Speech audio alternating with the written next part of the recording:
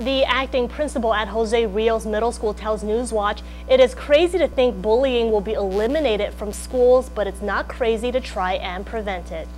And now a little step back into history. Where were you when news broke that John F. Kennedy had been assassinated? Well, I wasn't even born yet. But many of you then living on Guam remember how old you were and exactly what you were doing when you first heard that tragic news from Dallas.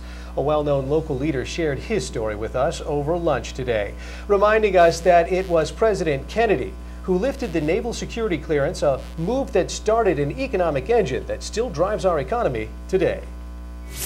47 years ago this day, Guam got word that Kennedy had been gunned down in Dealey Plaza.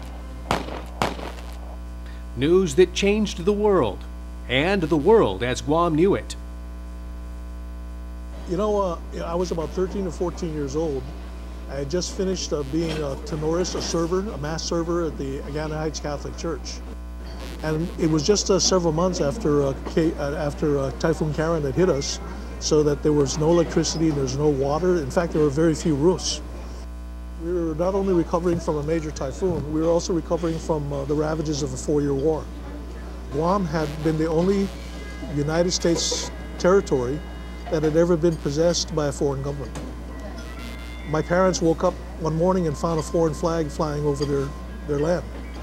But JFK was, for us, a god. He was that man that was omnipotent. He was the leader of the largest country, which we were most appreciative because he had liberated us, or the United States had liberated us, or had recaptured us. Security clearance. He appointed Bill Daniels as the governor of Guam, who brought in armadillos and longhorn steers. You know, so that was the humanity of the federal government.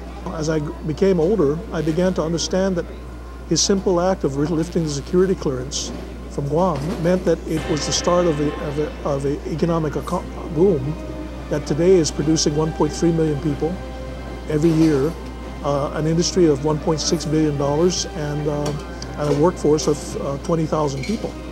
That is economic development.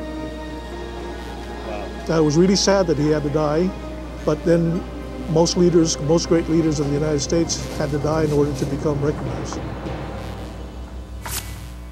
Thanks for that, Jeff. Yeah, very nice piece. Well edited too. I want to thank Ricky for that.